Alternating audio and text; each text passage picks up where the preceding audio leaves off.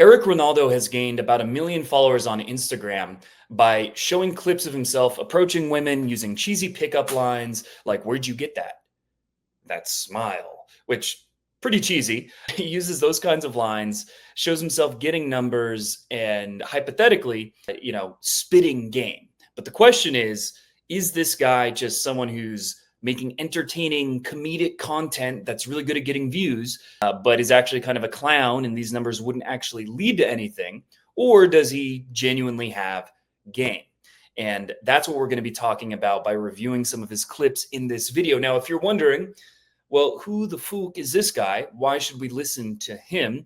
I'll post in the comment section below compilations of myself approaching women and not just getting numbers, but getting makeouts, taking girls home, taking a fitness model home, things of that nature. So you know that I'm someone who's actually walks the walk. So with that said, though, let's check out some of Eric Ronaldo's clips. All right, but I'm very curious. Where did you get that? What? The smile. It's beautiful. Yeah. What's your name? Amanda. I'm Aaron. Don't worry, I'm code free. Where are you from? I'm from Puerto Rico, but I live here. Okay. Well, I was just walking. I'm with my friends over there. I just thought you were really beautiful, so I had to come and say hi. Very nice of you. Are you single? No, I haven't. Yeah, the good ones are always taken. So this is where something a lot of guys struggle with is reading the nonverbal cues. I see this all the time with guys who are new to approaching, and Eric, in a way, seems to be repeating this mistake, although plowing and keeping it going probably makes better content. But she's given multiple signs of disinterest. She had no tonality of enthusiasm or like, "Oh my God, thank you." She's like, "Thank you." And she's not looking at him. She goes immediately back to looking at her phone. That's another negative sign. And then the third sign is that when he goes for the handshake, she just gives a fist bump. And that's a lot of signs in a very short amount of time that it's not going to happen. Now, there's always the off chance that she's just really, really, really shy. But if a girl isn't even really giving you any room to work with, right? She's just not really adding to the conversation. She's not making eye contact. A lot of the time, most of the time, it's best to just move on, right? Because think of it like poker. If you get a bad hand, do you just keep doubling down on that hand and wasting more of your time and energy? Or do you move on to the next one, move on to a girl who is more receptive? If they're going to be that non-compliant would be the technical term, the nerd term. But if they're going to be that non-compliant, you might as well just move on and talk to someone else because chances are it's not going to happen. And you're just going to get yourself into a more negative headspace the more you push it, because that's when you start getting negative reactions. That's when she might get confrontational and you just put all this energy and effort into something that went nowhere, which is, there's no need for doing that when you get these clear signs. Okay. Well, by any chance, do you want a better one? No. Now you're being disrespectful. Disrespectful. Yeah. Okay. Well, You have a boyfriend. all right. Well, I was shooting my shot. Okay. All right. Well, have a good day. Right. Okay, so that's interesting. She got mad, basically, right? She was frustrated, and that was a tense interaction and not sexual tension, just, a social tension. And there's a few things to take from that. First of all, a lot of guys in that position are going to get reactive and say something rude. It would be tempting to do that, but he doesn't, which is good because, yeah, you want to have the last word edgewise or whatever, but having a confrontation, it's just going to make you more confrontational and it's going to make your future approaches more likely to go badly. So just moving on as quickly as possible is the best thing to do. But the other thing that I think is worth mentioning is Eric is, by most definitions, he's basically maybe as a Chad light according to the black pill, but he looks like he's 6'1", 6'2". He's clearly a good looking guy, right? He's well above average. I know a lot of the black pillars or whatever, they say, well, you're only a Chad if you're the top 1 in 10,000 ultra extreme good. Well, that's not relevant because those guys never there's so few of those guys that you're not competing with them. But Eric is a pretty good looking dude. And despite that, he's getting a pretty negative reaction, right? He's getting the same kind of confrontation that guys who think it's all because their looks, who aren't good looking or whatever, that they're afraid of getting, right? That was disrespectful, just bad energy, right? Just not a good vibe in that interaction. And it just kind of shows that one, it's because of the social awareness, the empathy, because he's kind of being pushy, right? She gave a lot of signs that she didn't really want to talk, and then he just pushes it further, probably for the video, to be fair, not to over critique him. But that happens, and he just keeps pushing, and it gets a negative reaction despite him being a good looking guy.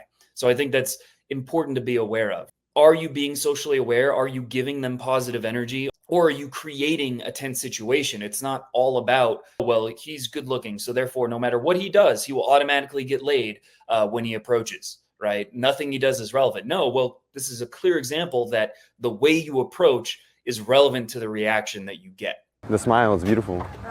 Excuse me? I'm so curious, where did you get that? Where did you get that? The smile is beautiful. What's your name? Jenny. I'm Eric. Nice to meet you. Are you single? Me too. Where are you from? Colombia. Medellin? No, Bogotá. O sea, Rola. Sí. Rola, okay. ¿Y tú? Bolivia. Boliviano? Okay. Yeah. Can I get your number? Yeah, awesome. Here. Is that your dog, a corgi? Yeah. What's his name? Link. What's up, Link? What's up, buddy? He's shy. Here, I'll give you this. Here, you live here? Yes. Is he friendly? Link, what's up, buddy? He's scared of me. Alright, pues mucho gusto. Ahí te mando texto. Yeah. Bye. Ciao. Bye, Link. So he has a good vibe, right? I mean, he's confident. He's clearly done this plenty of times. He's not like reactive or nervous or anything like that. And overall, he's being positive, but not super, what's the word that I would look for? Like a lot of guys, they approach in a way that's positive, but it's very self defeating, right? It's like, hey, it's like a salesman treating someone way above them, or someone who's a fan speaking to a celebrity, right? And he doesn't have that vibe. So he comes across as positive, but also confident. Overall, that's good. It's on point. But this interaction, even though it was solid enough, it was very short. There was no real connection built at all. There was no investment. There's no sense that she's really invested. She's just like, oh, cool, I gave him my number. It looked like a flake. Chances are this will be a flake. The interaction was lukewarm. It was fine. There was nothing wrong with it, but it was a little basic. And so there's a high chance it will flake. Now, with that said, if you did this interaction, even though it's just 30 seconds, but just approached, said a cheesy line like this, and just went for the number again and again and again, you would be surprised that it would add up. That if you did it enough, if you did it like 20, 30 times in a day, which might sound crazy, but if each one is 30 seconds, that would maybe take a couple hours. If you did that, you'd probably get a date or two out of it. So is it the best approach? No. Is he really using game? I mean, a little bit, just in the fact that his vibe is good, but not really. He's not doing anything verbally special. Like you could have no social skills whatsoever, and you could copy this script. And so as a starting point, if you're someone who's never really approached, trying this to start with isn't a bad idea, because you'll realize the bad interactions, the bad reactions, they aren't that bad. Like the one earlier is about as bad as it could get.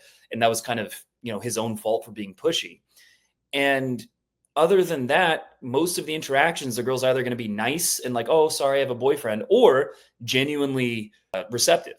So it's a good way to start if you're someone who's like, oh, it's overwhelming, and all the theory, all the videos about pickup on the internet can make it overwhelming. Like I have to know what to say. I have to keep the conversation going. How do I pull her? How do I push pull? How do I do this? These are questions I hear a lot. Like, oh, I learned the Todd V line, but I need the other gambit after that. And you can start with something very simplified like this, even though it's not perfect, and then build on it over time. So it's actually not a terrible starting point to just get over approach anxiety and realize that you can start getting some numbers. My baby. No, the smile is beautiful. Yeah, what's your name? Hi, my name is Carlota. I'm Eric. Where are you from? I'm from Italy. Italy? Okay. Where are you from? Guess. I'm Eric. Nice to meet you, by the way. I fell in love with your friend. What from Italy? You're from Miami? I'm from Virginia, but I live here now. Yeah. Okay, do you wanna, grab tacos sometime? yeah, I can give you Yeah. Hell yeah. I don't really use Instagram right now, but I'll grab your number. You want my phone number? Yeah, for sure. I don't know much Italian, but maybe you can teach me. You can be my teacher. All I know is cazzo and figa. Okay. Yep. Yeah. That's a good start. I speak Spanish, so it's very similar, but some words are just Super like similar. very, very similar. So, but some words are just very, very different. Yeah. Well, nice to meet you. You too. How do you Have a say? good one. How do you say I love you in your Italian? Ti amo. I love Ti you. amo or ti voglio bene. Well, I love you too. All right. Bye. All right. See? All right, so he's definitely leaning into the cheesiness, being like overly romantic. You'd be surprised how often it works because it is cheesy. But the good thing about being cheesy is that it takes some of the pressure off. It's not like so serious, right? It's not like going to a five-star dinner for a first date where there's a lot of pressure. It's like, oh, he's spending all this money and we have to be sophisticated and all that. It takes the pressure off and it lets it be a little bit more playful. Now, the consequence or the negative is you are being cheesy and the girl might just like not take you seriously, right? Just see you as a goofball or as a dancing monkey entertainer. So to make it work, you have to, first of all, have follow through. And secondly, like go in strong, right? In terms of the eye contact, in terms of the vocal tonality, you have to come across as like, I still actually am genuinely interested, right? Like I'm actually hitting on you, but I'm just being a little funny about it. So it can be pulled off. I wouldn't say it's the best approach of all approaches, but you'd be surprised how well it can work. And it can also be good because it's a little less nerve wracking to do, right? Like you're not taking yourself as like James Bond or overly seriously. And a lot of guys, they get stuck in that, right? They just can't be funny. They can't be playful. And women do like one of the biggest things is guys just being too needy, too serious. Like the emotions are too heavy, right? Like heavy energy when they're approaching. And that's one of their biggest turnoffs, the things that they like look out for. And so being playful is a lot better than that. A lot of guys watching this, especially if you're like a software engineer, you have a very technical job where, you're not having like if you're a salesman, you have to be a little bit more charming. But if you have a job that's very business oriented and it's not a part of your lifestyle, actually using a cheesy pickup line like this one, and this one's fine, it can be useful, right? And starting with that can be useful. And this number, very high chance it's going to be a flake because they're in Miami. Those girls are probably only there for a couple days. And then they have a whole itinerary. And is she going to leave the friend to go meet him unless he has another friend? It's most likely a flake, like a 80-90% chance. But in a few minutes, he's done several of these approaches. And you could do, like I said, in an hour or two, you could get 10, 15 numbers, and those 10% add up. Because I know a lot of guys, one of the biggest things I hear is, oh, I got a flake. It's really annoying. Like numbers don't count. I'm not going to go for numbers anymore. It's a waste of time. But if you're only getting one number a month or even a couple numbers a week, it's not enough to reach critical mass where it actually leads to something. So it's very important to be aware that numbers are extremely valuable, but they're going to feel worthless if you're not accumulating enough. If you're not getting enough numbers, they don't really add up. And then it just is frustrating.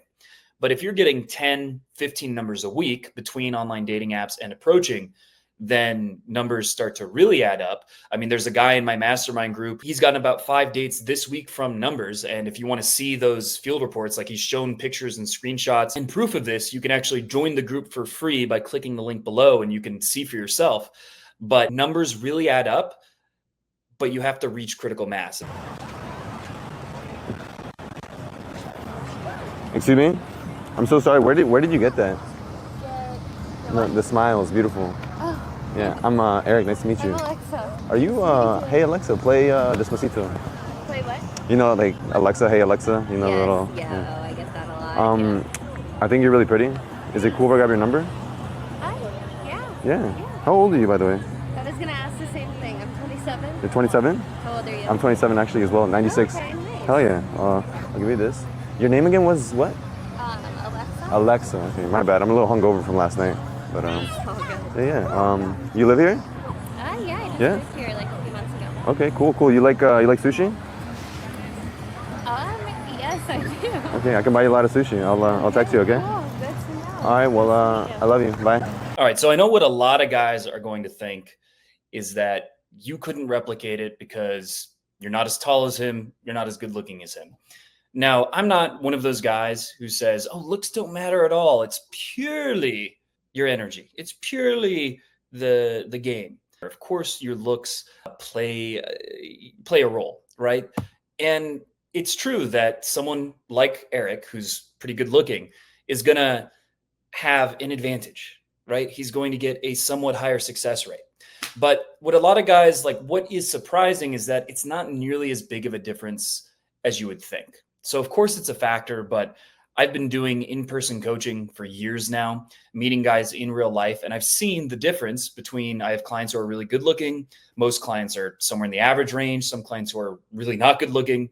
And it only makes a really noticeable difference for the outliers, for the extreme outliers. So for guys who are in the top 1%, very, very good looking, like 6'4", ripped, etc., or the guys who are extremely, extremely bad looking. And for the most part, to be in that category, you either have to have, some kind of deformities is one way, or just being like too obese. Like most people, if you're just not significantly obese, you can be in the average range where it's not that big of a deal.